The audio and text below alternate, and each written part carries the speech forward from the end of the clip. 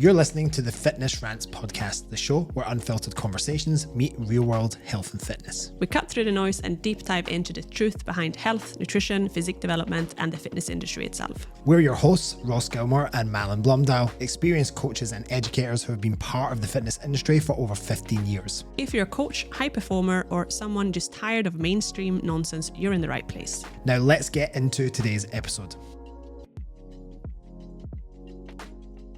All right, welcome to another episode of the Fitness Rants Podcast. Second guest episode. I'm joined by, glad to say, friend, client, and peer, Mr. Omar Al Duri. Omar, welcome. Thank you so much for having me. I am so happy to be on this side. It's a good change, isn't it? It's so chilled and relaxed, and I get to hang out with you. So yeah, I'm grateful.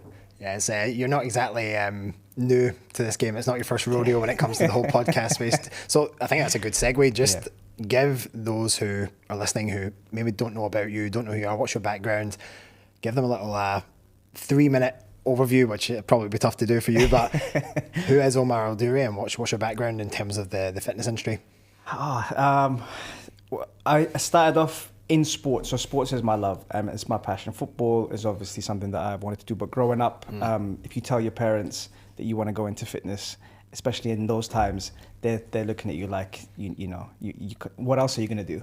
So the passion comes from fitness, health, sports science, football, and then the rest of the journey, anything tied around football will bring me back into it. And then obviously the mistakes that I've made helped me write a book, which then became a bestseller, and then it all ties into health and fitness. Just for those, shameless plug for Mr. Omar. So he was very kind when we started working together to give me a copy of the book, and I'll unfortunately shamelessly say that it was only till last week I actually started reading it, because you gave it to me a while back, and it's taken me a while to sit down and get reading time again. So I've just started, and I'm looking forward. I've got a 3-week vacation coming up. I'm looking forward to actually getting through it. And but it's really cool. I mean, I don't know many people personally who are published authors, but tell me a bit about that. Like, what was it that first of all went into the book, and what was the sort of genesis of the idea behind, hey, I'm going to go and I'm going to write a book? What was the inspiration for that? Yeah, I think 20 years of making mistakes. I think normally when you have a book, or they call it self-help book or anything like that, it's always like telling you how they got to the top. For me, it's more along the lines of what happened at the bottom and how many times I made those mistakes and how much it's a practice instead of a one-stop shop. So it has a different spin-off to it. You hear my voice in the writing, which is something I worked really hard on doing, because people are used to hearing my voice. And that's something that I really wanted to do through the writing. And at the same time, I wanted to be able to provide a health and fitness passport for those who taking a time out to focus on themselves, to realize that it's okay to make those mistakes as long as you learn from them, and the side where you have to be more grateful for what you have rather than what you don't. Got you. So a couple of interesting things, even just within that snippet, to touch on. And the first thing was that I like the term passport, sort of that idea that, well, as you go along the way, you're going to go through different destinations along your journey to get to the place you want to get to. And let's be honest, probably there's never an end point to that either. It's just a continuous evolution over time. And then I think the next thing you said there is almost sometimes people want a mistake-free journey. It's almost like they're searching for that, and then why bother or why keep going unless everything can be done perfectly to the letter. But I think as you rightly said, you look at anyone that you know who's been relatively successful, none of us have had success without a whole bunch of failures alongside it, right? And that's without him reading it. so yeah, no, that's the point, is just being relatable. Fitness and sports sometimes can feel like it's such a mile away from where you want to be, and it's always going to be a mile away. Even when you climb up the ladder, the more you learn, the more you almost realize how much you don't know.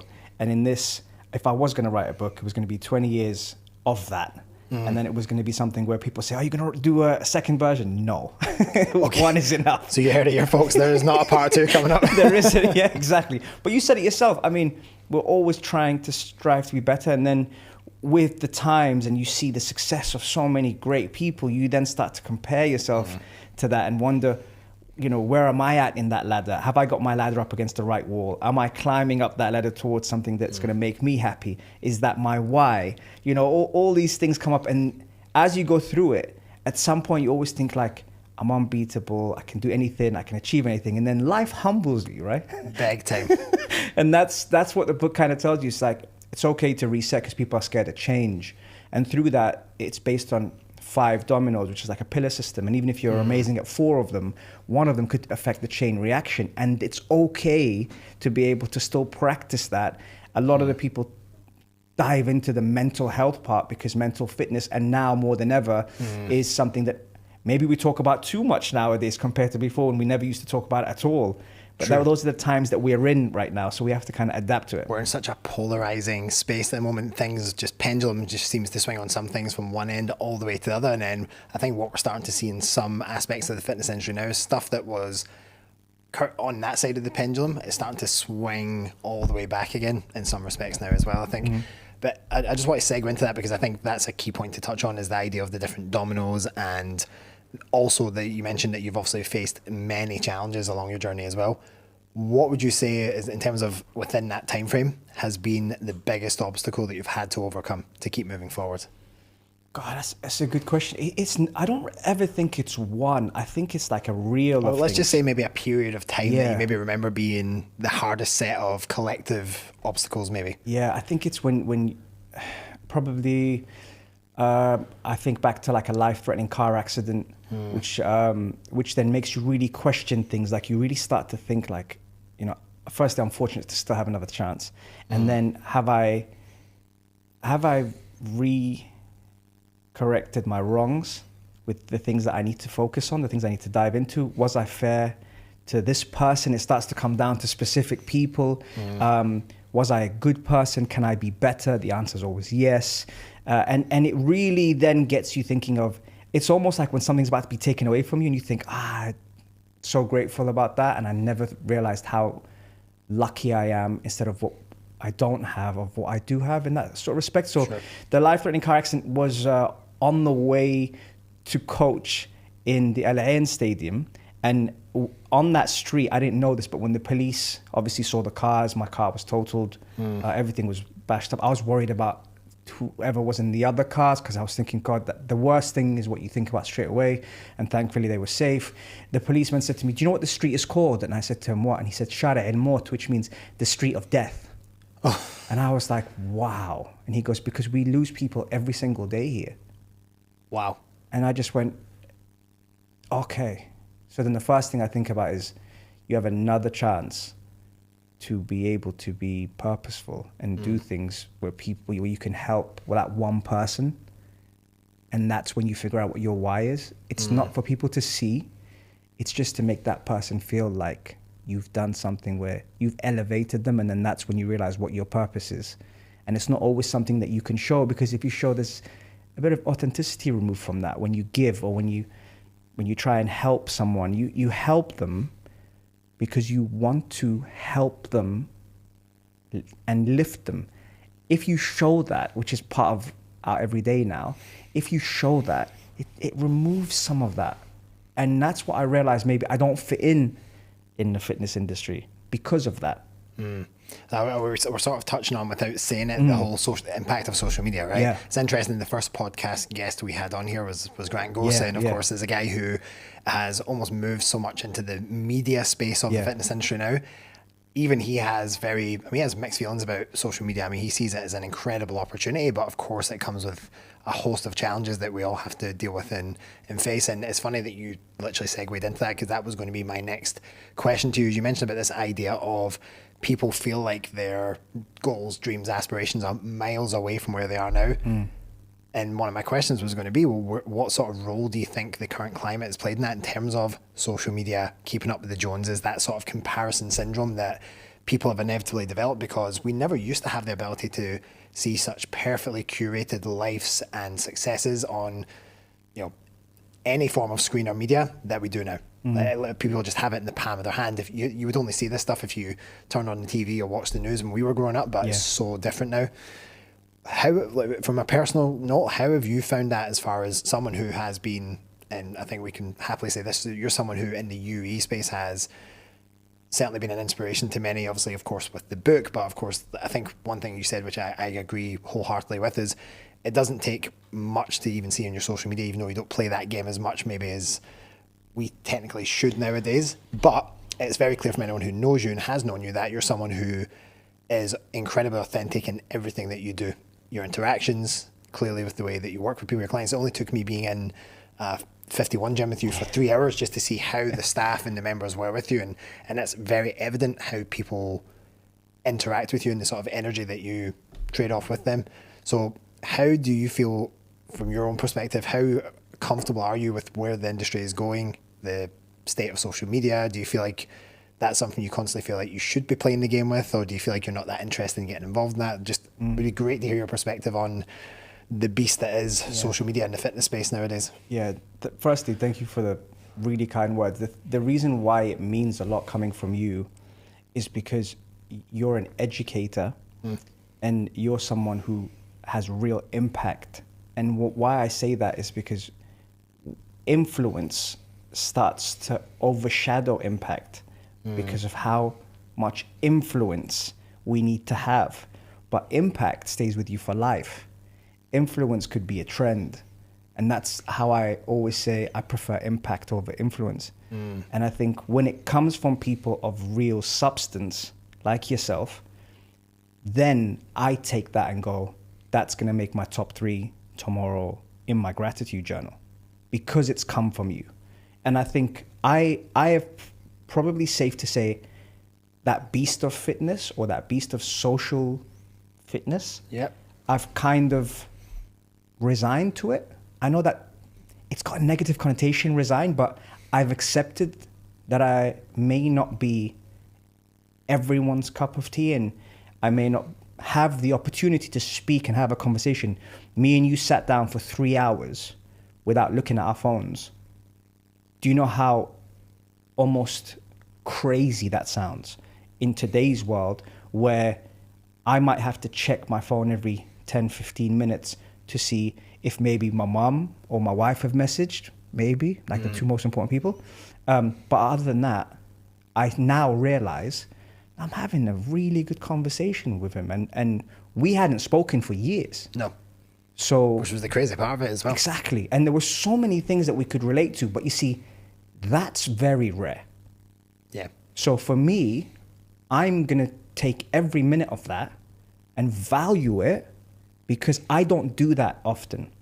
Now, that could be down to me. It's not down to the whole world. It's down to me that A, I might not open that passageway. B, I may not create the time, which is also my fault. So I'm accountable for all these things. So where that comes, I look at myself, and accountability is something that I think social fitness or social media probably masks a little bit, because now it's more about what we need to do and how we need to do it and when we need to do it. And it's so many things of what we need to do instead of what we have. And at the same time, it's so much along the lines of, but that person can help me and this person can do this for me and that person. No, you need to really be in a quiet place with yourself to really start to be uncomfortable with being comfortable, and vice versa. Yep.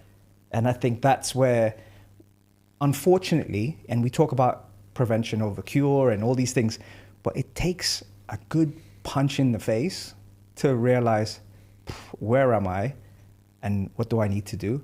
And we sometimes wait till later on, I want to say, for us to realize the magnitude of that and the importance of that. And then we go, oh, that was good. And when we had a chat, I don't even know, we were going to talk about maybe working together, maybe bringing you into 51, maybe you had, it wasn't even something that we ended up putting all that aside. And then it was nice to hear about family. It was nice to hear about experience. It was nice to hear about like the real things. Yep. That we probably... And we stripped away the almost formal stuff like right from the get-go, and we're just like, let's just have a conversation. That's it, man. Yeah. Yeah. And I think that to your point, with social media, the word you said was substance. I feel like there's a lot of superficial appearances that people portray, or the smoke and mirrors, or that, well, it's all about... I love what you said about the influence over impact thing, because I think a lot of influencers, their goal is to exactly that, have influence. But do you feel that there is the opportunity for the right people? Because I see some influencers that they do have a big impact. I would say that they're a dime a dozen, like there are very few, but where is that fine line to be drawn? I don't know if anyone has the perfect answer to that question, but I do agree. I think that if you were to take all of the more popular influencers and really, really be brutal and like, well, who's having a really positive impact versus this is just a business where it's a numbers game. It's about how many likes, how many views, how many shares, going viral so that their business can make more money. So I don't know if I told you this story before, but I think it would be good to share. When we try and find those people, I went and I was following this person who's massive around the world, and that person's job is to make people happier. We had this discussion, okay. Right? So I went around to, and then I finally got a chance to meet him. And the first thing I thought was, give me a hug, man. Because I heard his story and I felt his story, and I was like, you know what? We don't have enough people like you. That's real impact. And then the funny thing is, after I met him, and I even gave him a copy of my book, and I already bought his book. So I didn't want anything from him. I was just saying thank you for everything you do in putting it out there. Because he'd had a positive influence on you, right? Yes. I think it's fair to say so. Yes, yeah. and I rewatched his stuff, and I followed him, and I supported his businesses in whatever he was doing. If I had to purchase something, he didn't know that obviously, but he doesn't need to know that. But I was doing all those things. When I finally met him, and I heard him, I was like, yes, man, this is what we need. And then I asked him to come on my show, and he said, if you don't have 50,000 views, I can't really come on your show. And then I went, okay, no problem. I didn't want to react until I go back and think about it, because I could be really out of line. So I went, okay, no problem. Then I sat down with myself and said, one of the guys I looked up to would only come on my show if I had 50,000 likes. Now I get it's a business, and I get you're a brand, but your job is to make people happy. And you would have made one of those people who genuinely supports you happy. And it wasn't even my show. It's on radio. So you're going to be on government. And the ironic thing is, he's come to the Entrepreneurship Festival in Sharjah. So you wouldn't come on my show, that's fine, but you would come to the Entrepreneurship Festival. But I cover the Entrepreneurship Festival. And if I've had people like Jim Quick, who's the brain coach, come on the show for 15 minutes and absolutely blown my mind in what he says about how the brain works and how you fuel it. And it was a real influence on me, but it was also those people that were listening on radio that benefited from him. So much value. Yeah. In, what was it? 50 minutes of his time. Honestly, 15. Yeah. And not even 50, 15. That's what I'm saying. and I was like, it's not even my show. I call it my show because it says the halftime show with Omar Al Duri, but it's really radio. You're the host of the show. Yes. So it's not even like it's a private thing. This is a public thing. And after that, I started to revisit who am I looking up to? Who am I interested in working with? Maybe what I lack, he has 10 times fold, which is a business mind. And that I still respect, because I think, you know what? A part of me will say, I respect that because I don't have it. And maybe I should be a bit more like that. But if someone came up to me and said, you know what? I'm a big fan of yours. Would you come on my show? It's happened on podcasts that maybe aren't that big and maybe don't have that many views. But that's really helped me say yes to those people more. So you see how I took something negative and said, when I get asked, do you mind coming on my podcast? And I go, yeah. Like today? Well, yeah, but with yourself, it's different because you have... I put you on the same caliber as him. And I'm not just saying that because it's you. I put you in the same... Why? Because of the impact that you have, the people that you educate, the time that you invest in helping people, making people better. So that's why my justification is you're in that same category. I'm talking about the people that are just starting, right? Yeah. That don't have, maybe aren't even in the fitness industry. Maybe they just want something where it's going to help lift the 10 viewers. So now I've taken that and thought, you know what? No, I will say yes. Obviously, can't say yes to everything and every time. Of course. Yeah. But I will say, you know what? Yeah, what is it that you want to cover? What is it that you want to look at? How can I add value to you? And then when they say, I'll go, you know what? I'll normally speak to my wife about it. I'll say, what do you think of this? Or I would have already agreed on it and said, this is what I'm going to do. How do you feel about it? And she'll tell me. But I changed my way of response down to an experience that went from negative to positive because of that. And that's a full-on reframe. But do you know what's so interesting about that story? And of course, we're not mentioning people might connect the dots, to be fair. Maybe they do, maybe they don't. back in that individual's career at the start, probably would have taken every opportunity he could to get in front of a camera, to get on a podcast. And it's so funny how with fame, with infamy, with success, with money, that is almost like that baseline. And don't go wrong, I get that that's part of growth. Sometimes it's okay, well, your next set of minimum standards have to then go. But it is just so funny that people like that very quickly forget where they came from. And I don't want to say that because it sounds like I'm bitter.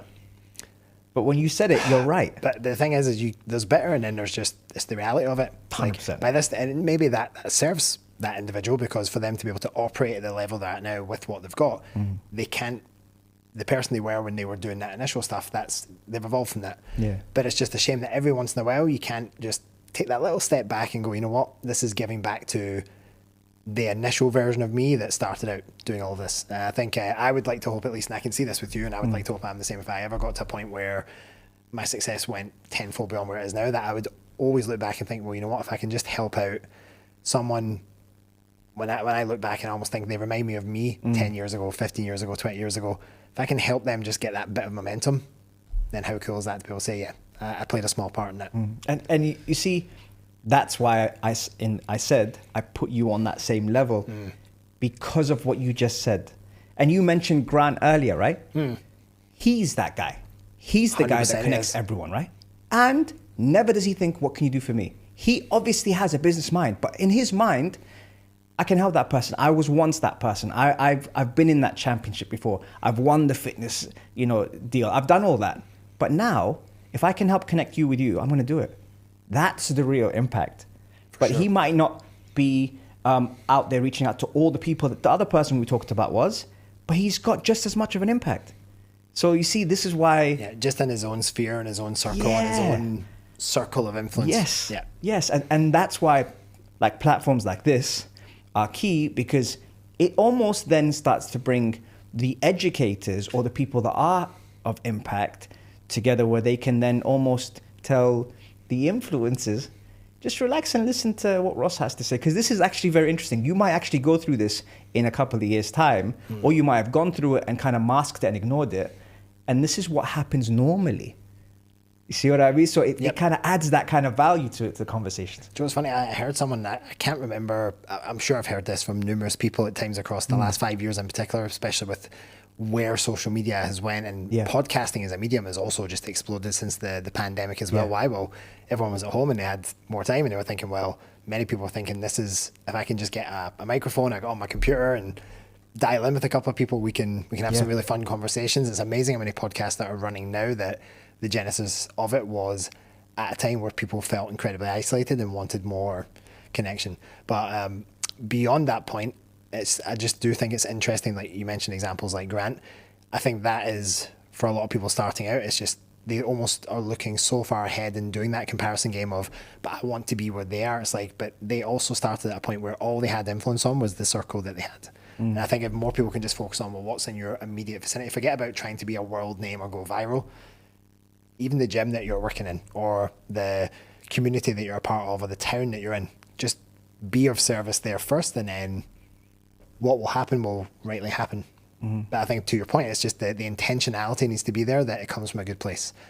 And I think it's so true what you said, and I see that in you, I see that in Grant, I see that in anyone that I consider that I would say I respect and I look up to in the industry, is they have a serving first mentality, not a taking mentality. But incidentally, they also tend to be fairly successful, because that comes as a byproduct as well.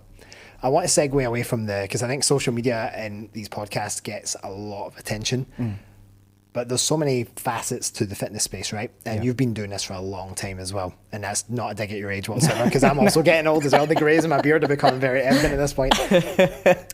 If we had to, because one of the questions I really like to ask any guest that comes on here, and almost, if anything, center the opinionated part of the podcast around it, is I love to know about what are the things in the fitness space that are exciting you at the moment, what gets you excited and fired up, but also what are some of the, maybe the bad and the ugly things you're seeing that you have some strong opinions or thoughts on. So let's maybe start with the stuff that gets you fired up. Like, what stuff are you really liking about the fitness industry at the moment? I like the idea of having science or education as the base, and then all the other colorful stuff on top rather than having all the colorful stuff as the base and the science a little bit masking it. I would rather the other way around. Like, what do you mean by that? Like, elaborate on that. Yeah, so what I mean by that is like programs and classes and fitness and everything that's being thrown out there to the world to get involved in, if it has a base where there's actually education to it, categorized through principles, through, let's say, lifting, strength training, resistance, hypertrophy, cardio, and then we start to make it look pretty. Because the moment, as a game changer, the moment you stop worrying about how it looks and focus on what it does for you, is the moment you're on the right track. You, out of all people, have helped me with that, right? Because that's something where I'm like, I look and I study and I like to look at people who've really invested in themselves. And what I'm starting to see, and this is going on to the second part of the question, is we're more concerned on how it looks as a workout, as a plan, as fitness. And then we start to think of, is there any purpose to that? Like, why am I doing that? Like, is there any legitimacy, or is it, what's the science, the rationale behind this? Exactly, because that's why we study it. So we can then make it okay for people to do and safe. And now we don't look at safe. Now we look at bands dangling off something, flicking around here and then jumping over that and doing burpee box jump backflips. It's like, why? Why? Because it's in the workout. Okay, but what's the purpose? So that's why I'm saying, like, for me, I would like to see the education, the roots of what we're doing, and then the pretty stuff, rather than the other way around, where you can't even tell if, like, why are you doing that? You know, that's such a great way, in my opinion, of framing it, because that is what I see on social media. What we see in the fitness industry is it's very much about keeping up appearances. It's about how can we make this as attractive and as sexy to sell as a program, a workout, a class, a brand, whatever it is. And it's almost got to a point where, well, that is the main thing we focus on now, that never mind if there's actually anything backing this up, any substance. I guess it's why we're finding our way back to social media again. It's why the whole TikTok generation now of people just spouting whatever opinion they want, and people buy into it because, well, if they're confident enough, maybe they look a certain way, they're convincing enough in their convincing in their convictions. That's a great phrase, isn't it? Yeah. But if they're almost to a point where they even might reference research, science, but it's either cherry-picked, skimmed, or distorted to suit their own bias, this is what ends up getting put out as the face value stuff. But like you said, I do feel that this is, if we were to look at what's the bad and the ugly, well, related to your point specifically, I think it's the fact that there's so much stuff put out there but built on little to no substance. That's dangerous. Yeah.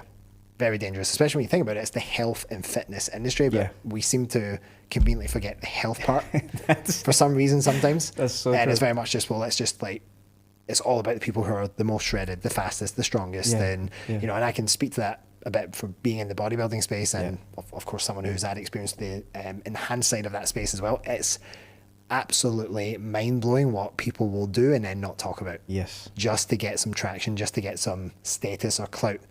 It's crazy. What else? What's something else? Maybe again, if we try to get away from social media, and I'm starting to find out that's becoming almost impossible not to have some reference to it. But what else excites you about the industry? So we've talked about, okay, it's great that there's all these options out there. Just hopefully they're built on a little bit more of a foundation of science and reason. What else is exciting about the fitness space at the moment? I think the look of the holistic look on things, I think that excites me. I like the idea of almost like a drone shot of fitness. Do you know? Because sometimes we're so close to what's happening is that we can't really see the bigger picture. But then if you kind of go up higher, you start to see like something in the corner that you might need to, you know, address. You start to think about, okay, it's like how all of a sudden everyone's talking about sleep now. Yeah. You know, breathwork, you know, sauna, cold plunge. All of a sudden, it's like, yeah, but this is really good for you. Oh, but is there any science to it? Oh, but it works for me. And then the conversations start to multiply. But sleep's always been there. It's just now that we're talking about it because that can help you reset. So if you're doing it properly, then the next day you can perform better because you've slept better and it starts from the day before. So with all these things, the patterns, I think that's what excites me personally, is that when I start to open my eyes to a lot of different things, some things work, some things don't. Some things will work for you that won't for me, and vice versa, and that's okay. But it's having the open mind to kind of understand why that would be beneficial, and then, you know, and then kind of dive into it and say, will it work over a sustainable period? Is it not going to work? Is it longevity? Am I interested in that? We get humbled in fitness. Like, we're not going to be as strong or as fast as all our lives. We have to adapt, and I think nowadays the adaptability factor is either a crash and then you get up again. It's not before you just about to fall, and it's almost like you're hovering off, and then you kind of, that landing hits, and it hits hard.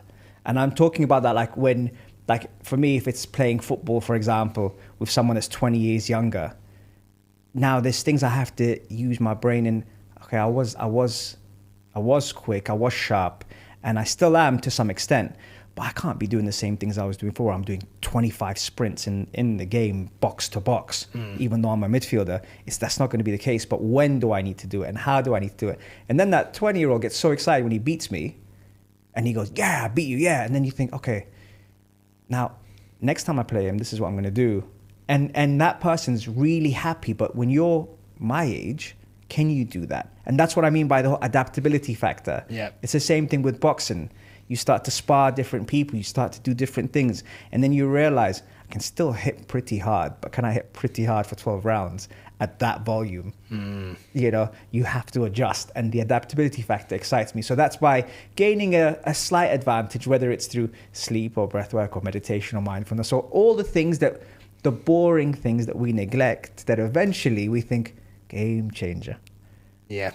You know? There's an interesting perspective and thought that I take from that straight away, and it's not playing down the importance of the things you said, but it's more if that's taken too far. Like, for example, we know that the recovery side of the industry has become, I mean, not even $1 billion side of the industry, between ice baths, infrared, cold plunge, well, ice bath, cold plunge, same thing, but let's say we're looking at things like the Theraguns, what else is there? All the different manual therapies that are there, cupping, grasping, compression. I mean, we could just try and write a list as long as our arm, right? Yeah. But the point is that these things have become big business. And so I think sometimes, yes, of course, the recovery side of things is important. We always talk about, well, ultimately you create the stimulus in the gym, but the actual adaptations happen away from your training, right? And to your point, they almost say the biggest performance enhancement that people don't want to spend time on, or they sleep on, is sleep. And that's the one thing we always go back to as coaches, is that has such a big knock-on effect to all of the other things. But I think, to your point, that holistic view, I agree. I think any coach worth their salt, they very much take that sort of approach within their coaching. They're not just going, right, here's a training program, it's copy and paste the same as these other guys with completely different profiles, different ages, different tolerance, different experience. Maybe even different goals, whatever else, but it's just copy paste, here you go. And like you said, it's that window dressing stuff of, here's a fancy program, but what's the substance to it? What's the why? Has it been designed for the individual? But then that's just the training. What if then that person goes and does that, but then all of the other stuff, like you said, outside of that is not being handled? And we see that a lot. So I think any coach worth their salt is coming in with that holistic view of, right, well, if I just take a proper analysis of your life as a whole right now, let's just say we look at dominoes, or we look at the pillars, however you want to use an analogy of it. What is the lowest hanging fruit right now that's going to make the biggest change? And I think more often than not, the training gets given put on such a pedestal versus, well, actually, it might just be a few nutritional adjustments, and that could be a game changer for that person. Or it could be, well, this person sleeps 4 hours a night. So maybe we have to put our emphasis there for now. And that will then have a knock-on effect on all of those other things. So I do agree with that. Like, that sort of holistic view is, I wouldn't even say just important, I think it's essential to get proper outcomes, especially in the day and age we live in, where we've got so much stimuli. There's so much going on, so much contending and competing thoughts, obligations, sort of expenditure of energy, people trying to take, well, so you're trying to give energy in certain environments as well. But then I think the flip side of that is that it's easy for people to start majoring in the minors. So we always come back to, what do people often say? Keep it simple. And the basics always work. If you look at why the All Blacks have been the best rugby team in the world for as long as in my lifetime, I think my parents' lifetime, is because they do the basics better than anyone else, and they have done for decades and decades. So I think often what happens is that people then look at things like, right, I need to make sure that I schedule in my cold plunge, I need to make sure that I schedule in this and schedule in this, and they're putting so much focus on stuff that makes a difference, yes, but only if you've got all the big rocks in place first.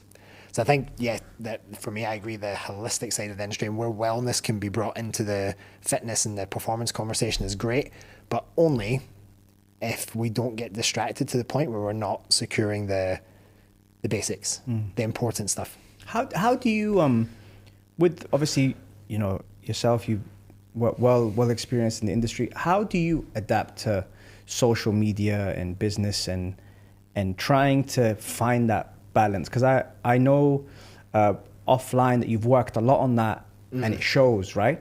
And that's why we're here today, because of that, right? How do you adapt to that? Like, what are your, let's say, basics that are non-negotiables? Right. You couldn't help yourself. You've turned yourself into an interviewer. I'm gonna let it happen. Could not help yourself. So let me understand if I get the question correctly. Is this on a coaching level or on a personal level? On a personal level, to have everything in place, to be running the way it does.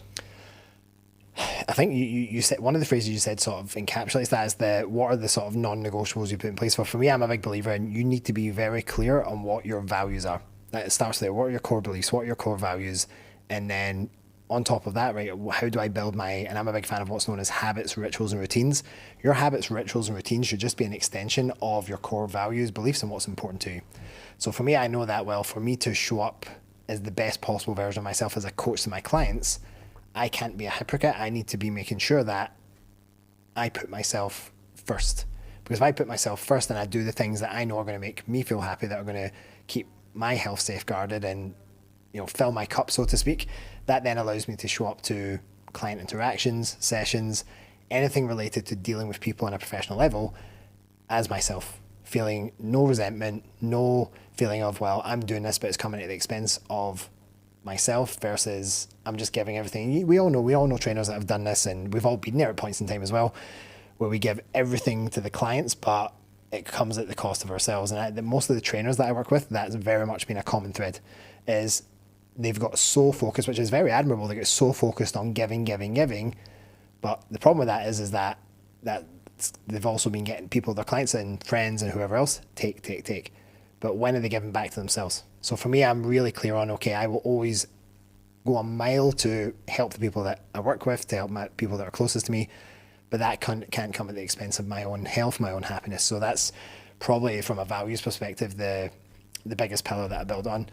The other thing for me is when it comes to, I suppose, leading by example, I'm a big believer in that once you start something, you need to see it through. So again, it comes back to, if you're really clear on your values, then if I'm going to, you know, tell clients, right, well, I'm going to be, for my own personal goals, doing a competition or a photo shoot. For me, there's never a question of whether I'll see that through to the end. Because once I start it, it's like, well, one of my values is if I start it, I'm going to see it through. And so then I think to myself, well, if I'm going to ask clients to do the same thing and trust me to help them do that, I have to show and lead the way of, well, this is how it's done. At least for my case, but at least it's more the example of doing it rather than this is the exact blueprint. Because as you know, how I get there is not going to be the same as how you get there and how my other clients get there. So it's what it represents to live and breathe those values and those actions. And then it's what that hopefully portrays across to my clients, which is, okay, this is not someone who's just talking a good game. This is someone who genuinely believes in what he's doing. And I think I remember speaking about this on your radio show when I came on years ago, was that I've had the same coach now for, it'll be 7 years soon. So I'm not someone who is just sitting here saying you should invest in coaching because I believe I can help you. It's like, I truly think coaching with a good, a well-educated, knowledgeable and experienced coach is invaluable. That's why I've continued to invest in my coach for 7 years. That's why I have a business mentor now as well. So I think ultimately it's, for me, the thing that gets me up in the morning, gets me excited is that, well, I'm living the values that I'm trying to bestow on others, but I'm not trying to preach it or force it. So I can only set an example, but then I need to figure out, well, what does that look like for you? And then my whole education and progression as an individual and as a coach is based around how do I get better at helping people to figure that out for themselves quicker, so I can help them piece together the roadmap and hopefully make the process a little bit more efficient and less painful over time. You need to clip that. That was good. Okay, there we go. I guess we're in the final stretch of this podcast now. So I think just to finish off, what's coming up for Omar? There's been a lot of change recently, I think, for you. Yeah. And it'd be really cool to know what is coming for you in the next year, the next few years. What's exciting for you in the near future? That's a good question. I think the part I can't answer on that is I always said I wasn't going to rewrite a book, and I always said I wasn't going to do a part 2 of Reset. But recently the opportunity came to do an audio version. And so Reset Audio is actually happening now, and we're almost finished with that. And what that gave me is, because I didn't want it to be my voice, which a lot of people said it should have been, and eventually it ended up being in my voice. And B, there's a lot that's happened since it got published in 2019. And then I was like, but hold on, there's more value there to add to what I did without writing a new one. So what I did is I took the David Goggins approach and added bonus material on each domino for the listener who's been part of the Reset community, or someone new to the Reset community, or someone that's been supporting the Reset community. And what I like about it is people go back and read it because they want to practice certain things. So they say, you know what, I've gone back to it. And I love that, because for me personally, I don't know how many books I would do that with. So I take that as a huge compliment. But then I thought, there's a lot that's happened in the last 6 years. And I feel that I owe people that. Because almost your identity then and now has changed, right? It had to evolve naturally. Yes, and that's something that, again, if I can add value, then I will do it. But the reason why I kind of stepped away from fitness to some extent was because of that. Because I'm like, well, I don't think I fit, and I don't think I match what's happening at the moment. And I'm okay with it. Like, I'm actually at peace with it. Because for so many years I wasn't. And I thought, I need to get out of this, because that's just not me. And I don't look like these people as well. And these people look fantastic. And I know I need to work on myself. So who's going to really listen to me? And if I can add value, you always look at the person first before you actually start to listen to what comes out of their mouth. Yeah. So there was a lot of things that I was kind of not at peace with that I am now. So with this part, I'm obviously practicing Reset. Like you said earlier, like, you're practicing what you preach, and you have a coach and you have a mentor. So if I'm doing that, then for the last 6 years, this is what's happened. And this is what might happen when you get to this stage of your journey, career, pathway, whatever it is you want to call it. And it's okay, because I don't know why I spent so much time being hard on this matter when I know it's just a matter of time. You know, just certain things like that. And I value time more than ever now. I'll tell you what, it's incredible that, you obviously mentioned you're going through almost like another reset now, and it's definitely a privilege for me to be part of certainly the physical, but maybe even part of the psychological aspect of that as well. Yeah. So that's really cool, and I'm excited to see where things go next for you. So I think great to wrap up there. First thing first, I'm going to flash it again. Go and get this book.